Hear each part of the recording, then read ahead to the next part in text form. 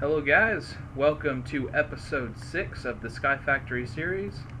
I just cut down all of the trees so that way I could get myself some more wood because I started to run low making all those sticks. Oh my god, I've got cows. I finally got some leather coming in. Awesome. There's a lot of stuff I could do with that too. What a great start to the episode. Alright, well, after that surprising twist of fortune up there, I decided on what direction we're going to go in this episode. Since we've got the lava generator supplying us power, and we've got the battery so that we can move the power around, I figured we ought to start making some machines. And although it wasn't in the original Sky Factory pack, I still felt that it was something that just had to be included since it's the mod that enables you to make factories. So here I have the first machine in the mechanism line, the metallurgic infuser. What this is used for is to make the other basic component metals that you use throughout the mechanism mod. The very first one that I'll be probably making is a great deal of steel in order to make myself able to make the machine casings and things like that that will be used to provide us with all of the machines that are used in mechanism, as well as the alloys so that I can start making the conduits and the cables and things that will move stuff around. So, this is our start. Let's see how far we can get today. And there's our first 8 steel ingots. Now steel in mechanism is made using the metallurgic infuser, as I said. You put charcoal or coal over here to produce carbon. Each charcoal is worth 20 carbon, and it takes 10 to make the first stage, which is just enriched iron, because you take iron ingots, put them in here with the coal that you put in, and then that gives you enriched iron over here. Then you take the enriched iron, put it back through with more coal, which is why I'm guessing each charcoal piece gives you 20, because it takes 10 per step. The enriched iron then becomes steel dust. Steel dust you throw in any furnace, and it becomes a steel ingot for you. So there's my first 8, moving right along.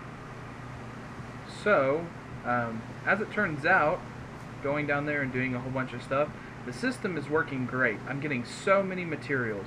It's actually quite entrancing how much materials I'm getting. It's just a huge amount. I don't even know what to do with all of the stuff that I'm getting. Let me show you. This is, I'm going to say, about 2 hours of it running. And the only thing that I've removed from it is the flint, because flint was starting to build up. I've got quite a bit of that. So I'm going to show you that first. You can see I've got 8 stacks of flint. But I had to pull that out because it was just making a lot of it. But this is, like I said, about 2 hours of it running. So you can see there, got 13 diamonds, 13 emeralds, almost 2 stacks of lapis, broken aluminum, broken iron being the most common. I've got 4 stacks of broken iron, so that's a full 64 of that base material that I would hammer out to make even more of it. And there's a lot more things coming in too. Lead, nickel, osmium is pretty high up there on the amount of it that it reduces to. And then there was a whole bunch of tin, but I had to take it out because I needed to make a few things. So you can see just after about 2 hours of running, the chest is half full. It was actually more full because it had a lot more flint that I took out of it. But the one thing that I'm running into, guys, if you look here, you might notice that up here, there's no more redstone. This is all of the redstone I possess currently. So that's become something of an issue. Now I did have a way to expand this to make it a little bit more able to do what I want it to do, which is essentially produce just the dust, because diamonds coming out of the gravel is all well and good, but this is the stuff that you need for building. This is glowstone, redstone, and other materials like that that help you with building some of the machines and some of the magical stuff that I want to do. So redstone become a problem. So what I did was I got into more magical crops. I kept on watering the earth seeds until they were giving me enough essence to be able to increase the infusion stone. I got the regular infusion stone, and then I used that to get myself some regular essence. And then I turned that regular essence into a redstone seed. So you can see here, this is the recipe for a redstone seed. That's that regular essence that I had to make. some normal seeds, and then 4 pieces of redstone on the outside. So I'm just going to go ahead and plant this. I'm going to plop it in the ground right over here. And then slowly, either with the watering can, which I can't do right now because it's night, but over time, or with the watering can, this will produce me redstone. Now, if I'm not mistaken, it does take, a full 8 of it, but it does give me 24 for using 8 of it to produce it. So you can see that's a pretty big yield of redstone. I can use that to do all kinds of things, but most especially build all these machines that I'm trying to build. I'm working on a few more things, trying to set up a whole, like a list of machines, like an actual mechanism factory is really what I'm trying to work towards. And that's what I'm working on, guys. Just giving you a small status update. I'll be back with you a little bit later. Making some obsidian to make another challenge complete.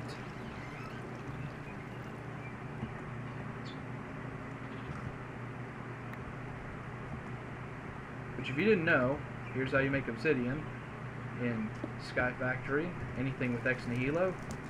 You take a barrel, a stone barrel, since it won't melt with lava, put a bucket of lava in it, then grab some water, put the lava on top of it, bam, obsidian. And that gives me 4, which will enable me to complete a challenge. So let's go do that real fast.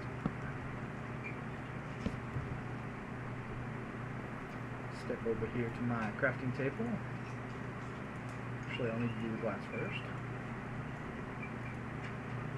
Panes.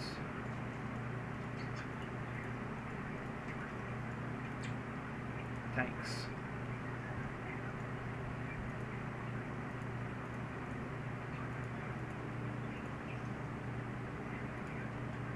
Tanks. Claim reward. So I got myself another heart piece, which does give me 4/4 of a heart. So now I'm at 4 lives. Yay.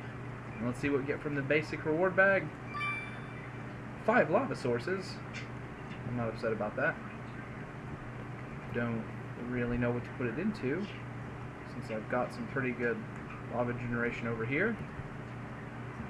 And we'll probably just make some more obsidian with it. Yay! I may have glossed over this earlier, but I just wanted to point out that I did build an aqueous accumulator.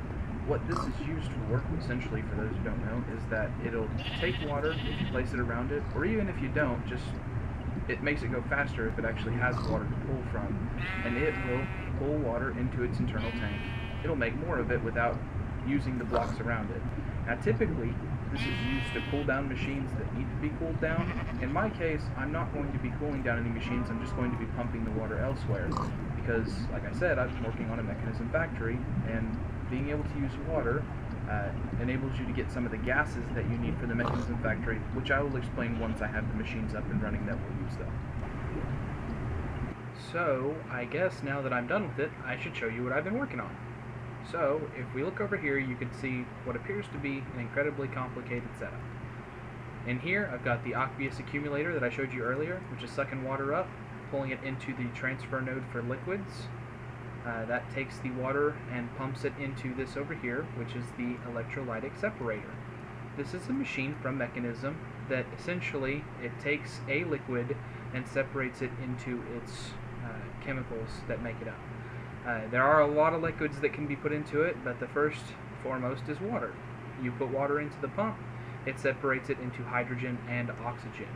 Now hydrogen I have being pumped around here using this pressurized tube into this gas burning generator, which is really not keeping up, I'm sad to say. It is not as good as I hoped it was, but it is helping for sure, because it is providing some of the energy, although I did put a hook up here so that way I could have my lava tube, or lava generator, sorry, to pump energy around to it as necessary. So let's take a look at these machines. This one pumps oxygen into the purification chamber. If I take a raw ore, or in this case the dust from Ex Nihilo after I'm done hammering everything, and I put it in here, it turns it into what are called clumps. And then the clumps I have, thanks to my configuration here, which I can show you. Blue means output, red means input. So I've got the blue being pumped into here. The clumps come into the crusher, and it pounds away on them and turns them into dirty dusts, which are very similar to like the things that you can get from thermal expansion with its induction smelter with rich slag. It'll give you 3 dirty dusts from the 3 clumps. And then those are piped into the enrichment chamber, which takes them from dirty dusts into normal dusts, which are very similar to everything from thermal expansion that comes out of the pulverizer. And then those dusts are fired in the energized smelter. The energized smelter takes the dusts. As you can see here, I've got 1 left over because it ran out of power because I don't have it hooked up currently. It takes the dusts and turns them into ingots. So let me put a cable back on this real quick just so it can...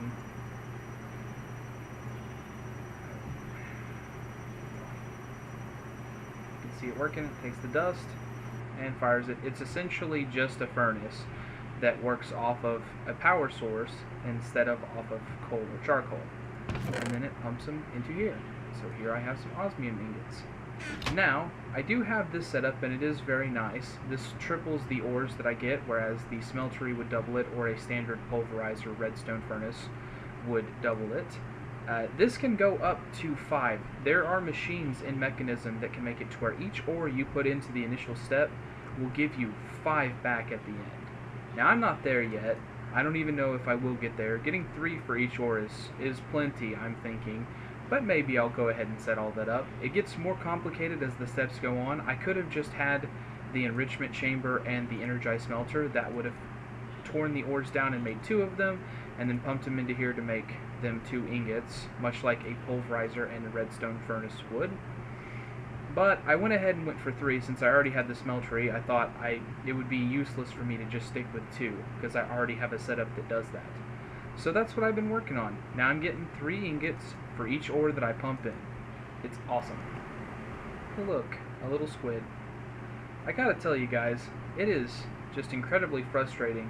So now that I finished off my Mekanism setup, I'm at a point where really every single project that I want to work on requires ender pearls, which in 1.6.4 for this pack it was much easier to get them because there was a whole other mob that could spawn that would give them to you, but that was from Darkcraft, and Darkcraft sadly has not been updated to 1.7.10 yet, so I just don't have it. I don't have as many ender creatures to smack around with sticks until they die, so I am really struggling to get ender pearls. I've decided that I'm going to save up the ones that I get so that I can make an ender seed and have that planted as a magical crops thing, because it is incredibly frustrating to be stifled on all the projects that you would pick up because you just can't get the resource that you needed. So the setup over there is doing really well. It is keeping up with most of the things that I'm trying to throw into it as I need them, but I figured I would go ahead and make it official. So let me grab up this one because it's not currently in action. We're going to come over here to something that I've pre-prepared. So here in the crafting grid you can see a recipe, and if I put this in the middle of it you can see that this becomes a basic factory for the purification chamber. So let me just take that out. Got 3 more prepared for the other 3 machines. They're just not ready to be taken out yet because they're all performing their task. So let's take a look at this. I'll put that in there. It's going to fill with oxygen. It can take 3 times as much oxygen as it could before. It could only store 200 before, now it's up to 600. As you can see, the basic factory has several of the same things, a few more input slots, and it has the same configuration, same upgrades, all that stuff. Same amount of energy. Except that it can process 3 things at the same time. So if I put in 3 different ores, or just a lot of one particular ore, then you will see it go in here and then drop down and become clumps, which is what gets processed in here and turned into the dirty dust, which then becomes the normal dust. I'm in the process of making a whole bunch of upgrades for this, but I do fear that perhaps my power system is not capable of withstanding it yet. I'm not sure if I'm able to withstand it, but I'm sure going to give it a shot. I'll let you know how it turns out.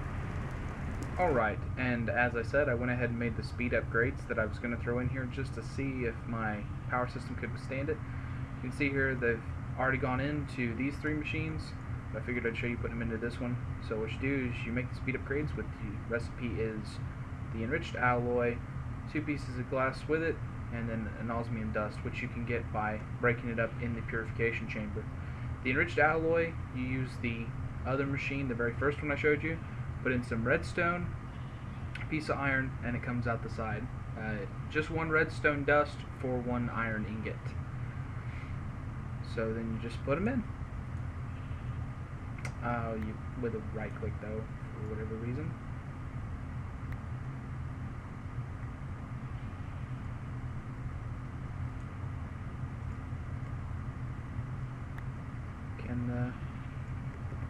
I swear to you that's how I did it for the other ones.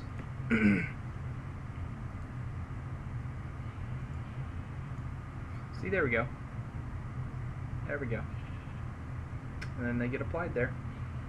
And then that speeds up the overall processing of the factory. So now my ores will get done a little bit quicker. I even made 2 for the metallurgic infuser, so it's got 2 as well. I'm going to see how it can withstand to that, and then move forward from there. And I thought we'd end this episode by finishing up a few of the challenges, at least a couple of them. So over here I've got pre-prepared, making cookies. So got that together. And then let's hop downstairs. We'll just do one more trip through the waterfall there. And come over to this table, and a monocle. We've put together one of those, so we can dress like the distinguished gentlemen that we are.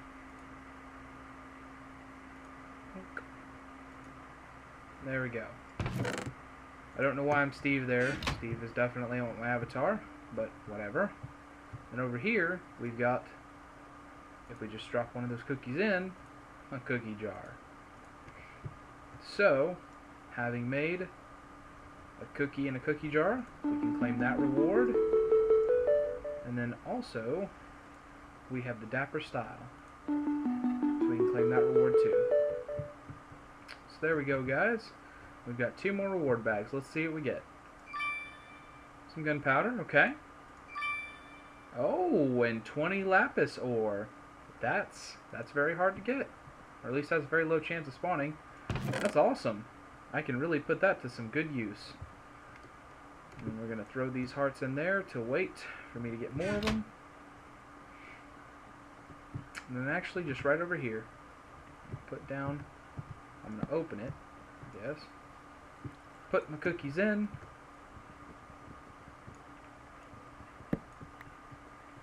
Oh, I thought I could pick it up with the cookies in it. Oh well.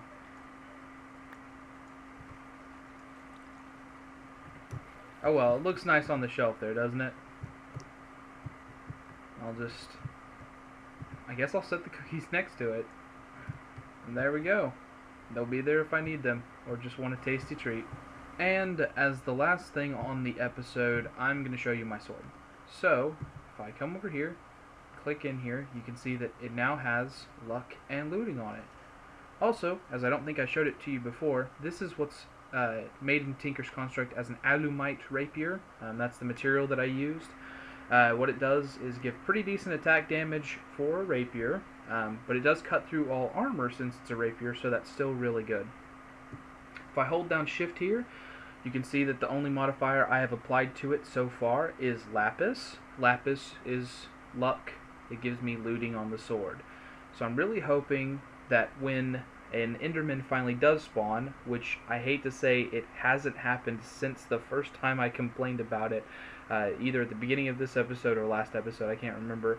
Still not another one has spawned, but I'm hoping that when one does, I will be able to kill him with this sword and get more ender pearls because of the modifier on it. I did just get that 20 lapis ore. I'm probably going to throw every single bit of it onto this sword to try to get that looting up, because as you apply more lapis, all the way up to the maximum of 450, you get more levels of looting. So, thank you guys for watching. I hope you enjoyed it. If you did enjoy it, please do leave a like. If you found it informative or you want to see more, please subscribe to the channel, because you will be seeing more of this. I wish you all to have a good day.